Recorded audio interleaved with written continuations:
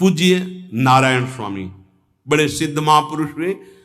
वो कह रहे हैं कि नाम कैसे आपका निरंतर चलेगा, इसके लिए जिस वाणी से नाम जप कर रहे हो यदि झूठ बोलोगे, अरे आश्चर्य होता है, झूठ बोल करके तुम सोच रहे हो हम संभाल लेंगे।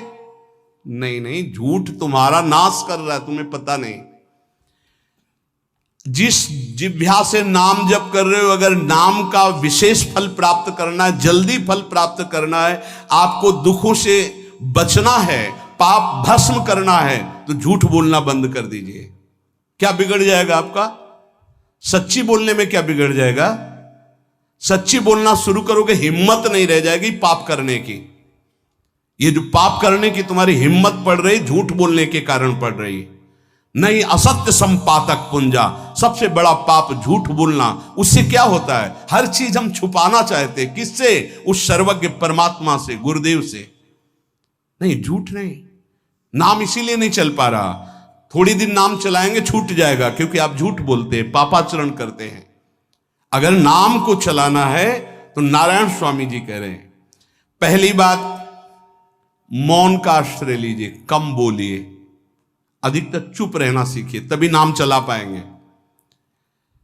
जो कार्य कर रहे हैं आप उस पर ध्यान दें, उस कार्य को एकाग्रता पूर्वक करें, वाणी को मौन रखें, उस वाणी से धीरे धीरे नाम उच्चारण करें।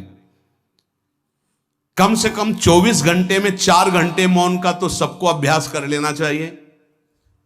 24 घंटे में 4 घंटे मौन का। तो ऐसे ऐसे बुद्धिमान हो कहेंगे हम 6 घंटे मौन रहते हैं। कब? बोले जब सोते हैं तब। आप 4 घंटे कह रहे हो, हम 6 घंटे मौन रहते हैं। 24 घंटे में हम 6 घंटे मौन रहते हैं, बहुत बुद्धिमान है। बोले आप 4 घंटे कहते हो, हम 6 घंटे मौन रहते हैं। तो कब आप मौन रहते हैं? बोले जब सोते हैं तो 6 घंटे सोते हैं, मौन ही रहते हैं उस समय। मौन जागृत की कह रहा हूं, 4 घंटे का। नारायण स्वामी के बहुत बड़े महापुरुष हुए, तुम 4 घंटे मौन का अभ्यास करो, ऐसा निकालो 2 घंटे, 2 घंटे करके 24 घंटे में 4 घंटे मौन। उस समय हम किसी से बात नहीं करेंगे, नाम जप करेंगे। कार्य करो, कार्य करने के लिए मना नहीं कर रहे हैं। कम बोलो। आजकल लोग अपनी जीवनी शक्ति को बोलने के द्वारा बहुत नष्ट कर रहे हैं, व्यर्थ की बातें करते रहते हैं। 4 आदमी चल रहे हो, आप पीछे चलिएगा, सुनते, बेमतलब की बातें। नाम जप नहीं होगा, वो डिलीट नहीं होंगी, वैसे ही बनी रहेंगी, अगले जन्म के लिए तैयार हो रहा है। इसलिए नाम यदि सिद्ध करना है, नाम का फल लेना है, नाम का आनंद लेना है, तो वृथा भाषण बंद करो, बेकार की बात बंद करो। जितना कम बोलने से काम चल जाए उतना।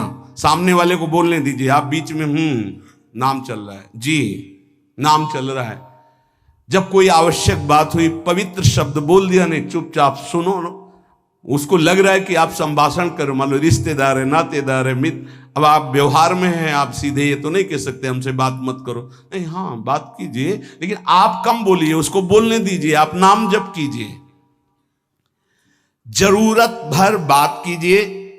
बात में भगवान की चर्चा हो तो कोई बात नहीं, अगर प्रपंच की चर्चा है तो बचने की कोशिश कीजिए। अपने संबंधियों, अपने दोस्तों, अपने व्यवहारियों से व्यवहार, दोस्ती, संबंध शिथिल कीजिए, तभी नाम में प्रीति होगी। अगर ये कि अब हमारे दोस्त आ गए हैं तो फिर वो दोस्त छूट जाएगा नाम, अब बातें शुरू हो गई प्रपंच की। धन्य है ऐसी बुद्धि जो प्रियजनों से भी संभाषण केवल भगवत वाक्यों का, अन्यथा नहीं। इसीलिए इस मार्ग को वर्ण करना बहुत कठिन है। एक ऐसा तुम्हारा निवास स्थान होना चाहिए अलग, जिसमें अपने रिश्तेदार, नातेदार, व्यवहारियों का प्रवेश ना हो। आपकी शैया अलग होनी चाहिए। अगर नाम जापक नाम सिद्ध करना चाहता है, नाम का फल लेना चाहता है, नाम निरंतर चलाना चाहता है, तो जिस आसन पर आप बैठते हैं उसी में प्रपंची, विषयी, संसारिक वृत्ति वाले बैठेंगे तो भजन की वृत्ति नहीं बन पाएगी। एक ऐसा, वैसे होते हैं घरों में बैठने वालों का अलग, लेकिन साधन कक्ष अलग होना चाहिए अपना। किसी का यदि प्रवेश ना हो तो आप देखेंगे कि आपके साधन के परमाणु आपको वहां बैठते ही तत्काल विक्षेप रहित करके भजन में लगा देंगे। अगर घर में ऐसा कुछ ना हो तो एक आसन अपना अकेला रखिए, जिस पर आप शयन करें वो आसन केवल आपका ही होना चाहिए। अगर वो सार्वजनिक बैठने के लिए ही है, ऐसी व्यवस्था नहीं, तो आसन समेट कर अपना अलग रख दीजिए और दूसरे आसनों पर बैठा लिए। फिर वो आसन हटाकर जब आप शयन करें तो आपका आसन होना चाहिए। इसका बहुत बड़ा प्रभाव पड़ेगा।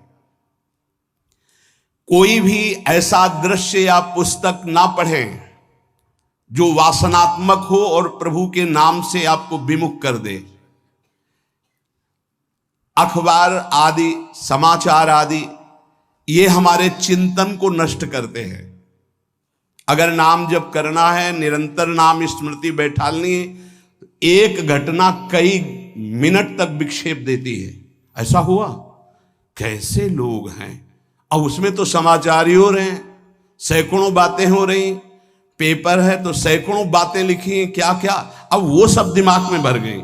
इतना व्यसन है किसी किसी को पेपर पढ़ने का, समाचार पत्र पढ़ने का, कि सुबह होते ही वो विरह में रहते हैं कि पेपर आ जाएगा। आया नहीं, मिला तो ऐसी एकाग्रता से पढ़ते हैं जैसे वेदांत चिंतन करने वाला वेदांत चिंतन। चश्मा लगा, चाय रखी, ठंडी हो रही, उससे मतलब बीच बीच में चाय और चश्मा से और पूरे दिमाग में वही। अब क्या करेगा, जो पढ़ा है उसका चिंतन बनेगा, वही बोला जाएगा। अब जहां चार मिले तो तुम्हें पता है, उत्तर प्रदेश में ये हुआ, मध्य प्रदेश में ये हुआ, चर्चा दिमाग। नाम जापक पूज्य श्री नारायण स्वामी कह रहे हैं, अखबार पढ़ना, दुनिया भर के प्रपंच की जिसमें बातें हैं, ऐसे समाचार, ऐसे टेलीविजन देखना, ये तुम्हारे हृदय में नाम नहीं चलने देंगे, तुम्हारी स्फुरणा को गंदी कर देंगे, बेकार का वक्त खराब होगा। इसलिए अगर आपको पढ़ना ही है तो धार्मिक ग्रंथों को पढ़िए, अपने इष्ट संबंधी ग्रंथों को पढ़िए नाम जपने के लिए। किसी को कभी वचन न दें। पांचवा, बहुत बहुत पॉइंट की बात करें, यदि आपने किसी को वचन दे दिया और पूरा नहीं किया तो भजन का फल वहां जाएगा, ध्यान रखना। यही हमसे सब त्रुटियां होती रहती है अपने लोगों से। जाओ आज से बाद वचन दे दिया, हम ऐसा नहीं करेंगे, नहीं करेंगे चाहे मर जाएं। पर अपने लोग ऐसे फिसड्डी हैं कि शाम के वचन देते हैं और सुबह फिसल जाते हैं। 2-4 दिन बहुत बहुत चला, फिर फिसल जाते हैं। बोले कसम से आज से ऐसा नहीं करेंगे। तो आप इसको खिलवाड़ न समझें, आपके सुकृत नष्ट हो रहे हैं, वासना आपके सुकृतों को नष्ट कर रही। दूसरा, जैसे आपने किसी से कहा कि मैं शाम के 5 बजे आ जाऊंगा, तो 5 बजने में 5 मिनट कम होने पर आपको पहुंच जाना चाहिए, 5 मिनट ओवर होने पर नहीं, उसके पहले ही आपको ऊपर। यह संतों के जीवन में देखा गया है। समय का बहुत बड़ा जीवन में अस्तित्व है। अगर आप किसी को समय दें, फिर उसमें प्रमाद स्थिति नहीं होनी चाहिए। 5 मिनट पहले पहुंचिए। समय दिया है किसी को तो 5 मिनट पहले उसको इंतजार ना करना पड़े।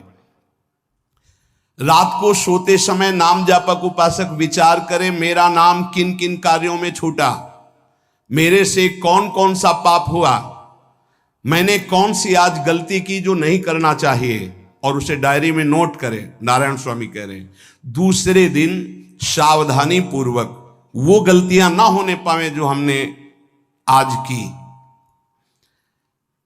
जब उपासक सत्य बोलना स्वीकार करता है तो उसके हृदय में डर जागृत हो जाता है। ध्यान रखना, डर ये माया के द्वारा प्रेरित है। अगर व्यापार में सत्य बोलेंगे तो पैसा अधिक नहीं आएगा, अगर हम सत्य बोल दिए तो डांट लगेगी, अगर हम सत्य बोल दिए तो सब लोग जान जाएंगे मैं ऐसा गंदा हूं। सच्ची मानिए, सत्य बोलने का नियम ले लीजिए, आप निष्पाप हो जाएंगे, आप महात्मा बन जाएंगे अंदर से। कोई भी पापाचरण आपके जीवन में नहीं रह जाएगा। भगवान का नाम सत्य है, उस नाम को चलाने के लिए झूठ बोलने वाला नाम को कैसे चला सकता है। सत्य बोलने से यदि तुम्हारा नुकसान हो रहा है तो तुम सह जाइएगा। नारायण स्वामी कह रहे हैं उससे बड़ा लाभ आपको श्री भगवान प्रदान करेंगे। आप सत्य बोलिए। आजकल भगवान पर विश्वास नहीं, इसलिए झूठ पर विश्वास है। कलयुग की ऐसी प्रेरणा है कि सब झूठ बोलने लगे हैं। कोई डरता ही नहीं झूठ बोलने में, पूरा का पूरा। जैसे नहीं कहते कुछ तो सत्य होगा, ऐसे ऐसे महानुभाव हैं कि 100% झूठ बोल जाते हैं। 100%।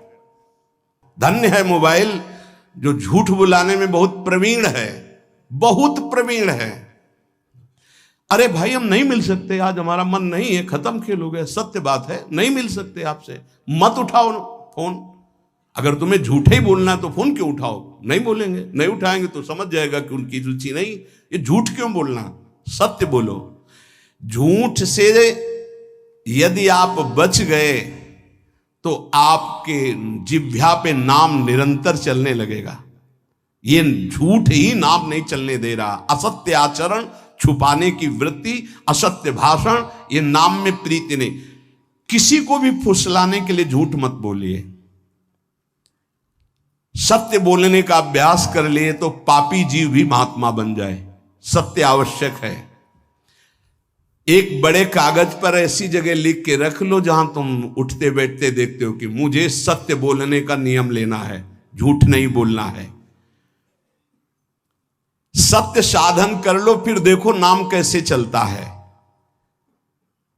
तपस्या, बड़े बड़े पुण्य, बड़े बड़े तीर्थ स्नान उतना पवित्र नहीं करेंगे जितना सत्य बोलने से होगा। पर बहुत कठिन है इस समय सत्य बोलना।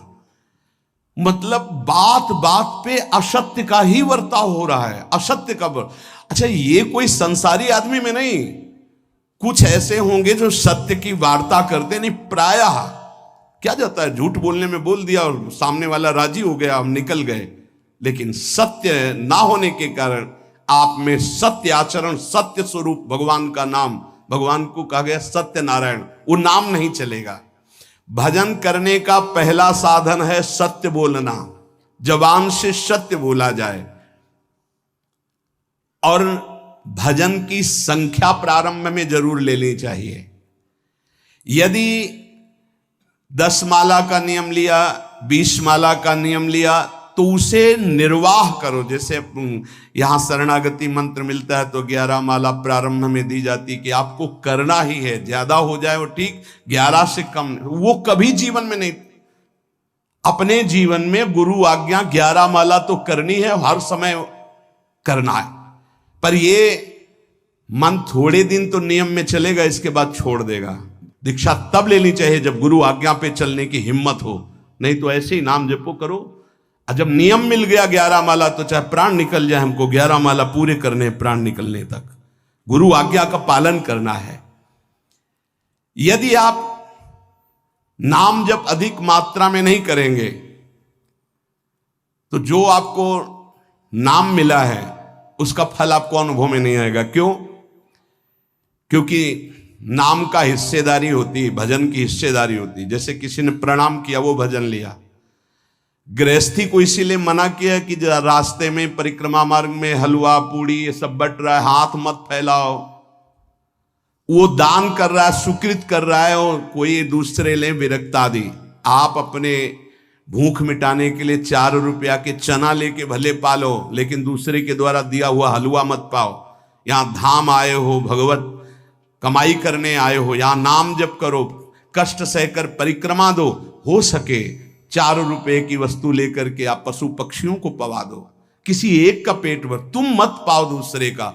तुम चाहो तो उपवास कर सकते हो, या प्राण पोषण के लिए रूखा सूखा थोड़ा खा लो। ये दूसरे के आराम से धाम में हम आए 2-4 दिन खूब खाए पिए नहीं, भागीदारी हो जाएगी तुम्हारे पुण्यों की। वहां ऐसे फ्री नहीं है कुछ। भजन का भागीदार राजा भी होता है, जिसके राज्य में रह रहे हैं। जो अन्न देता है वो भजन का, जो वस्त्र देता है वो भजन। इसीलिए गृहस्थ को कहीं कुछ भी स्वीकार नहीं करना चाहिए। ये बहुत ध्यान रखिए। अगर आप कहीं तीर्थ साधु आश्रम कहीं जाते हैं, कोशिश कीजिए कि किसी से सेवा ना ले, और अगर सेवा ले तो उसके अनुसार फिर अर्थ दे दे। अगर आपने वहां भोजन पाया, पान पाया, तो उसके अनुसार सोच ले कि अगर हम इतना खरीदते तो कितने का मिलता, वो दे दिया तो आपका भजन बच गया। कभी आपको कोई प्रणाम नमस्कार करे, तत्काल बराबर प्रणाम करो। किसी को अपना भजन का हिस्सेदारी नहीं, सबका मंगल हो। ये भजन जितना बढ़ेगा तो आपको भगवदाकार कर देगा। दिन रात 24 घंटे में 21,600 श्वास चलती है। 21,600 श्वास में 6 घंटा तो सोने के चले जाते, उस समय तो चेतना नहीं रहती। अब हमको अगर 21,600 नाम हमको जपने को मिल जाए तो हमारी हर श्वास सार्थक हो जाए। जो हम 5-6 घंटा सोते हैं उसमें जिनका अभ्यास है तो बात अलग है, नहीं तो वो व्यर्थ जाती है। तो हमें एक श्वास में कई नाम जपने का अभ्यास करना चाहिए, जिससे 200 माला फेरने पर ये 21,600 श्वासों की गणना पूरी होती है। अगर हम 200 माला का नियम ले तो इतना हो सकता है। तो हमें लगता है अगर हर समय माला नहीं ले सकते तो श्वास वाली माला बहुत अच्छी रहती है। श्वास में 4 बार खींचो, 4 बार नाम लेते हुए छोड़ो। दूसरा साधन, एक छोटी माला ले ले, जो आजकल तो काउंटर चला है। काउंटर में ज्यादा सुविधा संसार के क्रियाओं में रहने वालों को होती कि क्या अपनी जेब में डाल लिया। तीसरा साधन वो बहुत कठिन है, मन की वृत्ति से नाम जप करना। माला, श्वास और मन की वृत्ति, उसमें श्वास की भी गणना का ध्यान नहीं रहता, उसमें केवल चिंतन होता है, चल रहा है। पर ये आखिरी स्थिति होती, इसी के बाद वो परिपक्व अवस्था होता है। जिह्वा से धीरे धीरे नाम उच्चारण करते हुए ये पहला अभ्यास है। प्रारंभिक को एकदम मानसिक में नहीं पहुंचने की चेष्टा करनी चाहिए, 2-4 नाम के बाद मन प्रपंच में फंसा देगा। दूसरा अभ्यास कंठ से में, जैसे हम जिह्वा से राधा वल्लभ श्री राधा वल्लभ श्री राधा वल्लभ श्री, इसे वाचिक जप कहते हैं। मंत्र नहीं होगा, ऐसे नाम होगा। फिर उपांश ऐसे, फिर कंठ से चलता है, फिर हृदय से चलने लगता है, फिर नाभि से चलता है। जिसका नाभि से चलने लगता है उसका परावाणी के द्वारा भजन, वो सिद्ध पुरुष कहा जाता है। 4 वाणी, परा, पश्यंती, मध्यमा, वैखरी। वैखरी जो बोल रहे हैं, जो कंठ से, फिर हृदय से पश्यंती, परा नाभि से, मूलाधार केंद्र से लेकर के संपूर्ण ब्रह्मांड में इसमें नाम गूंज रहा है, वो सिद्ध पुरुष का होता है। पहला अभ्यास जिह्वा हिला करके शुरू करें, राधा राधा राधा राधा। फिर कंठ से, कभी हमारे सदगुरुदेव भगवान को देखना, अगर कोई आ गया और बातचीत का हुआ तो यहां से तत्काल चलता दिखाई देता है ना, कंठ ऐसे ऐसे हिलने लगता है कंठ। अगर शांत बैठे तो फिर नहीं दिखाई दे। अगर कोई है आसपास तो इतनी तीव्रता लगन होती कि कहीं छूट ना जाए नाम। कंठ से विशिष्ट अभ्यासी का, फिर हृदय से परिपक्व अभ्यासी का, और नाभि से सिद्ध महापुरुष का, परावाणी से चलता है। अगर 1 वर्ष तक जिह्वा से अभ्यास किया जाए, ये मैंने किया है, नारायण स्वामी कहते हैं, तो दूसरे वर्ष में कंठ से प्रारंभ हो जाता है। 2 वर्ष कंठ से चले तो अगला हृदय से प्रारंभ हो जाता है, और हृदय से 3 वर्ष चले तो फिर नाभि से 7 वर्ष में नाम सिद्ध हो जाएगा। अगर नियम पूर्वक झूठ ना बोले, सत्य आचरण करे, ऐसे नाम जप करे। हम ये कहते हैं कि चलो थोड़ा धीमे ही सही, पर 12 वर्ष में तो आपको सिद्ध हो जाना चाहिए। 12 वर्ष, यहां बोले 30 वर्ष के 50 वर्ष हो गए साधन करते हो, ज्यों कहते हो कोई परिवर्तन नहीं। इसका मतलब अंदर से नाम नहीं चलाया जा रहा, नाम में रुचि नहीं। 12 वर्ष में तो भगवत साक्षात्कार करके जागृत स्वप्न सुषुप्ति अवस्था पर विजय प्राप्त कर लेता है साधक। ऐसा ही स्वामी जी ने किया। नारायण नारायण नारायण नारायण नारायण, ऐसी सिद्धावस्था हो गई थी। एक टाट की लंगोटी, एक रस्सी कमर में, बस। बड़े ही उच्च कोट और बहुत बड़े अरब खरबपति घर के बालक थे। सारी सिद्धियां उसके पैरों में लौटने लगती हैं, जिसका नाभि से भजन प्रारंभ हो जाता है, परावाणी से। अजपा जाप उसे ही कहते हैं जो नाभि से होता है।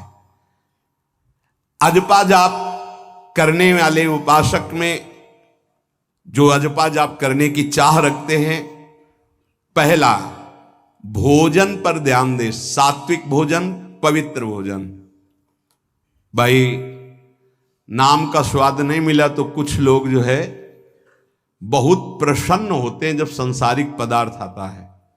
बड़ी कृपा श्री ठाकुर जी की रही है कि इस विषय पर जो है बहुत परिपक्व किया है।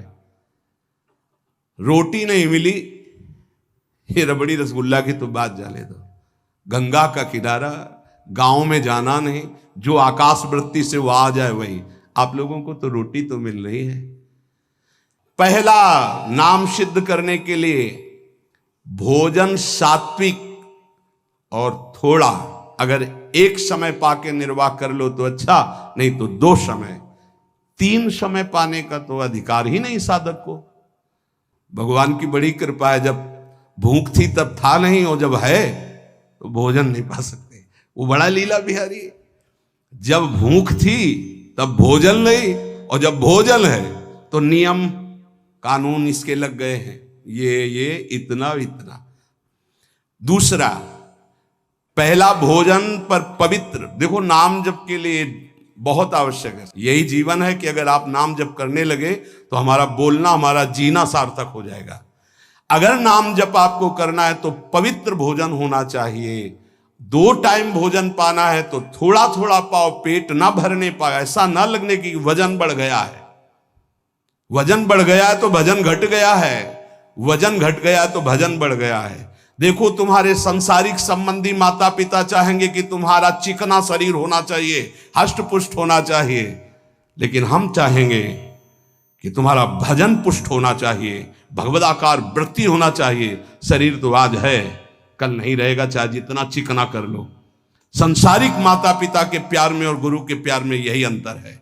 वो आपके स्वरूप को पुष्ट करेगा तो शरीर तो अपने आप, मन प्रसन्न है तो वो स्वस्थ है, अस्वस्थ होने पर भी स्वस्थ है।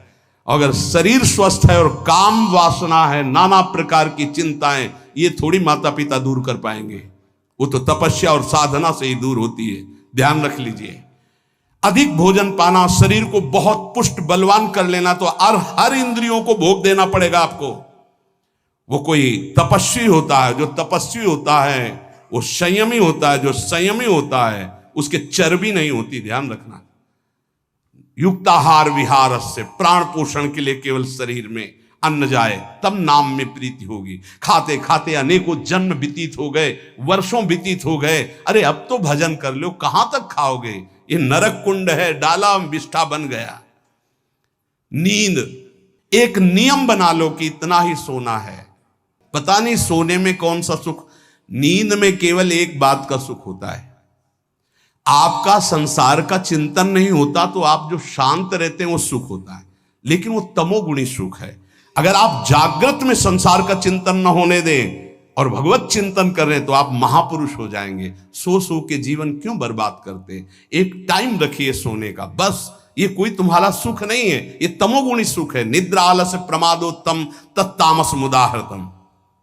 और एक बात समझ लो, यद तज्ञे विषमी परिणामे अमृतोपमम, जिसमें विष जैसा शुरुआत में लगता है उसका परिणाम अमृत होता है, और जिसकी शुरुआत अमृत जैसी लगती है उसका परिणाम विष होता है।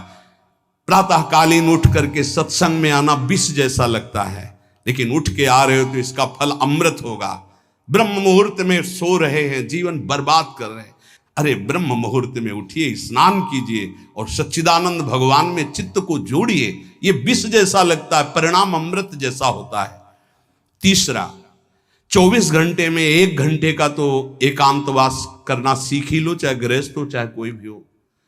1 घंटे हमसे कोई बात नहीं करेगा, अपने दरवाजा बंद, थोड़ा 1 घंटे कोई ऐसा समय निकालो जिसमें चित्त को केवल श्री कृष्ण से जोड़ो, प्रियाजू से जोड़ सको। चौथा, विरक्त साधक, तकिया गद्दा, ये सब चीजें अगर लगा के सोओगे तो नाम जप नहीं होगा। देखो हितधाम में कुशासन और एक ईंट कुशासन के नीचे, सर्दी में ओढ़ने के जो हमारे कंबल थे वो आटे का बोरा बलराम जी ला के दे थे। जीवन को यदि आप कसौटी पे नहीं कसेंगे तो भजन नहीं होने वाला। अब तो शरीर रोग से ग्रसित है, आप चाहे जहां रखो चाहे जैसे रखो, प्रिया जो जाने। जब तक हमें भगवदाकार वृत्ति ना हो जाए तब तक विषयों को स्वीकार नहीं। ऐसे हैं साधक, बड़ा सुख मिलता है। एक ऐसे पड़ा हुआ है आसन, उनके कमरे में जाके देखिए, केवल आसन ही है। कितने ऐसे साधक राधा के कुंज में रहते जिनकी चटाई केवल है, न तकिया है न गद्दा है न कोई, उसी चटाई को ऐसे खड़ा कर दिया, बिछा लिया, बस उसी में पड़े, भोजन मिला पा लिया, ऐसे रह रहे हैं। कमरे में देखो जाके तो ऐसा लगेगा कि इसमें कोई रहता ही नहीं, कुछ है ही नहीं, केवल चटाई है। तकिया गद्दा विशेष विलासिता की वस्तुएं तो नाम जप नहीं होने वाला, ध्यान रखना। जहां पड़े आराम से नींद आ जाएगी, सो जाएंगे, और जब तो नींद उतनी आएगी जितनी आवश्यकता है। भजन का खजाना तिजोरी में रखें, कभी किसी से बताएं नहीं कि आपका भजन कितने माला कितना होता है। पूज्य नारायण स्वामी जी कह रहे हैं, भजन को खजाने में रखने का मतलब है लूटने वाले डाकू माया भेजती है, काम क्रोध लोभ मोह मद मत्सर आदि, और प्रिय गृहस्थ भगत आदि। कैसे प्रिय गृहस्थ?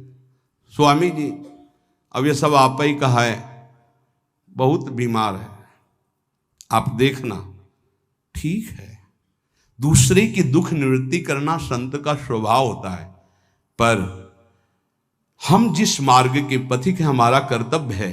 हमारे पास हमारे प्रभु के सिवा कोई नहीं, हमारा जो कुछ है वो प्रभु हैं। ए भैया, जैसा श्री जी चाहेंगे वही सब मंगल करेंगे, ये शब्द होना चाहिए, उससे उसका भी मंगल होगा, आपकी भक्ति पुष्ट होगी। कभी भी जो गृहस्थ में भजन करता है, किसी भी तरह का किसी से भी कोई प्रतिग्रह ना ले, नहीं ले लो, ये लो ही बढ़िया है, रख लो, नहीं महाराज हमारा ये मार्किन का गमछा ही काफी है हमारे लिए, नहीं नहीं नहीं, ये प्रसाद पाल, हाँ इतना किनका दे दीजिए, भगवत प्रसाद है, ये हमारे लिए पर्याप्त। गृहस्थी में अगर आप भजन करते हैं तो अपने भजन को बचाने के लिए किसी से भी दान पुण्य, किसी का भी बट रहा है वो स्वीकार न करें, किसी से प्रणाम नमस्कार, किसी से अपनी सुविधा सेवा स्वीकार न करें। और जो विरक्त है उसको ध्यान रखना चाहिए कि हमारा जीवन केवल जगत मंगल के लिए विश्वेश्वर भगवान को समर्पित जीवन है। ना हम किसी को शाप दे सकते हैं, ना किसी को वरदान दे सकते हैं।